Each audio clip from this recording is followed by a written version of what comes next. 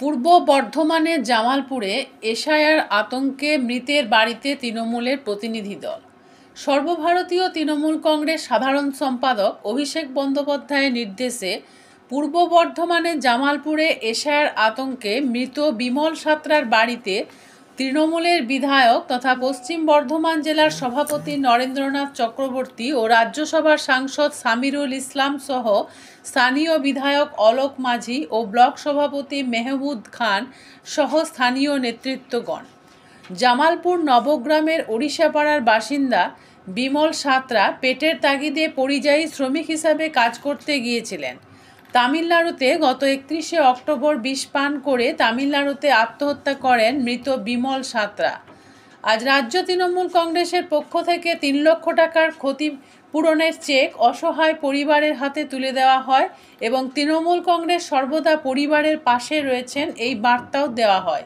সামিরুল ইসলাম ও নরেন্দ্রনাথ চক্রবর্তী বলেন, কেন্দ্রীয় বিজেপি সরকার সাধারণ মানুষের মধ্যে আতঙ্ক সৃষ্টি করে সাধারণ মানুষকে বিভ্রান্ত করছেন। মাননীয় অভিষেক বন্দ্যোপাধ্যায়ের নেতৃত্বে সারা বাংলার মানুষ স্বৈরাচারী সরকারের এসআইআরের বিরুদ্ধে লড়াই করছে। একটাও বৈধ ভোটার লিস্ট থেকে বিজেপির নাম কাটতে পারবে না। আপনারা অযথা আতঙ্কিত হবেন না। এই দিশাহীন বিজেপি সরকারের বিরুদ্ধে গণতান্ত্রিকভাবে সাধারণ মানুষ জবাব দেবে।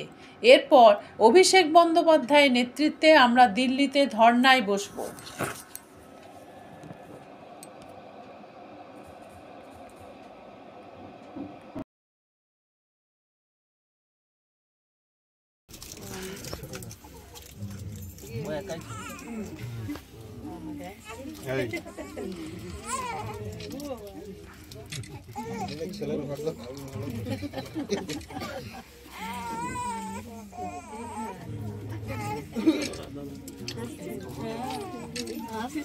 পরিচয় হচ্ছেন উনি হচ্ছেন পশ্চিম বর্ধমান জেলার ছেলে। হ্যাঁ, নাম রাখো অভিষেক। এরকম হয় নাই তো একদম নাম পছন্দ হয়েছে না? নামটা পছন্দ হয়েছে।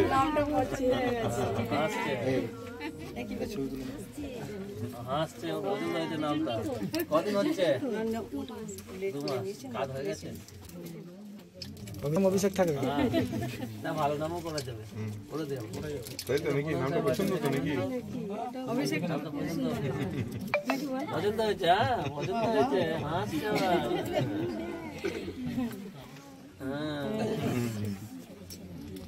বাংলার প্রতিটি বাড়িতে বাড়িতে হাজার হাজার অভিষেক তৈরি হোক। একদম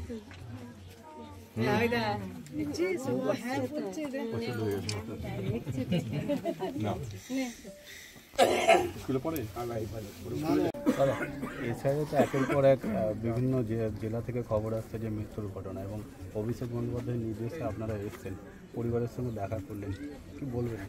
দেখুন, আমাদের নেতা মাননীয় অভিষেক বন্দ্যোপাধ্যায়ের নেতৃত্বে সারা বাংলায় এসআইআরের বিরুদ্ধে আন্দোলন চলছে।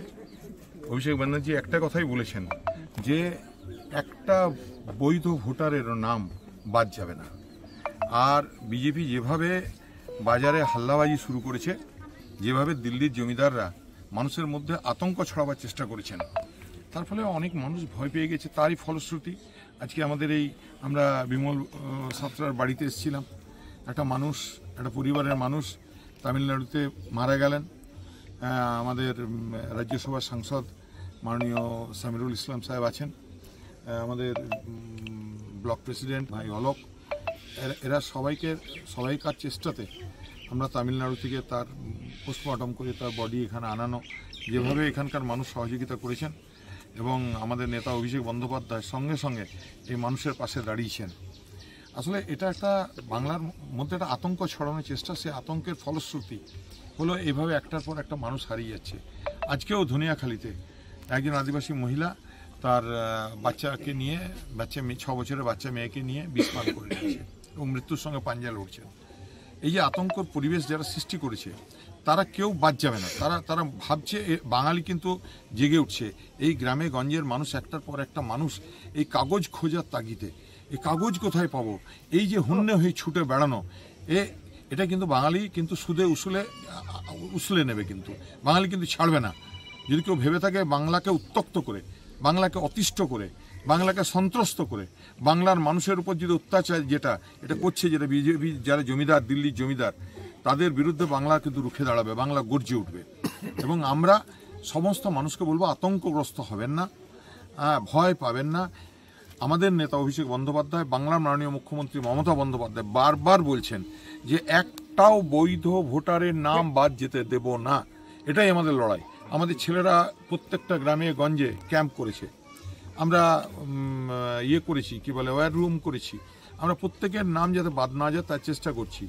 এবং আমরা সবাইকে বলবো যে সবাই নিশ্চিন্তে থাকুন, আমরা বৈধ ভোটারের নাম বাদ যেতে দেবো না, আমরা সঙ্গে আছি। মানে এরকম ভাবে মানুষ মারা যাচ্ছে, পরিবার অভিযোগ করছে যে এসআইআর আতঙ্কে মারা যাচ্ছে। সেই টাইমে দাঁড়িয়ে বিজেপি যেটা অভিযোগ করছে যে আপনারা মৃত্যু নিয়ে রাজনীতি করছেন এবং এসআইআর এর মিথ্যা আশ্রয় নিচ্ছেন, কি বলবেন?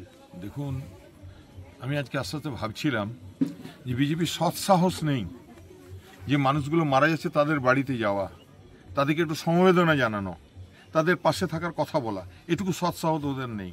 তাই ওরা ওই শুধুমাত্র ঠান্ডা ঘরে বসে বড় বড় কথা মারছে, বুকুনি দিচ্ছে। তো এসবে কোনো লাভ হবে না। বাংলার মানুষ ওদের স্বরূপ চিনে নিয়েছে। একজন মারা গেছে, আপনারা দেখা করতে আসেন, সেই সময় বিরোধী দলনেতা বর্ধমান শহরে আজকে র্যালি করছে, মানে বিজেপির পক্ষ থেকে প্রতিবাদ সভা বলে, কি বলবেন? দেখুন, ওনার তো সব রাজনীতি, মানুষের মৃত্যু নিয়ে রাজনীতি, বাংলা নিয়ে রাজনীতি, রবীন্দ্রনাথকে নিয়ে রাজনীতি, বাংলার কৃষ্টি সংস্কৃতিকে নিয়ে রাজনীতি। ওনার কাছে বাংলা কোনো ব্যাপার নয়, উনি গদির দিকে তাকিয়ে থাকেন, কিন্তু ওই গদি কখনো ওনার কাছে আসবে না, কারণ বাংলার মানুষ ওকে ছুঁড়ে ফেলে দেবে। হলো রাষ্ট্রীয় সন্ত্রাস। হ্যাঁ, পোর্টাল থেকে যারা 2002-এর নাম বাদ দিয়ে দিচ্ছে, দুর্গাপুরে 41 জনের নাম বাদ চলে গেছে, বাদ খুঁজে পাওয়া যাচ্ছে না। এটা একটা পরিকল্পিতভাবে বাংলাকে সন্ত্রস্ত করার চেষ্টা। তা আমরা বাংলার মানুষ যারা আছি তারা সবাই একসঙ্গে থাকবো এবং লড়াই করবো এসআইআরের বিরুদ্ধে, অন্যায়ের বিরুদ্ধে, প্রতিহিংসার বিরুদ্ধে। নভেম্বরে দিল্লিতে ভোট দিয়েছেন, আর এবার বিহারে ভোট দিলেন। ওদের বেলায় কোথায় এসআইআর? ওদের যদি লজ্জা থাকতো, হ্যাঁ, তাহলে ওরা প্রথমে নিজেদের নাম কাটাতো। এটা তো একটা মানে রাজ্যসভা সাংসদ, তিনি দিল্লিতেও ভোট দিয়েছেন নভেম্বরে, আবার এবারে ভোট দিলেন বিহারে।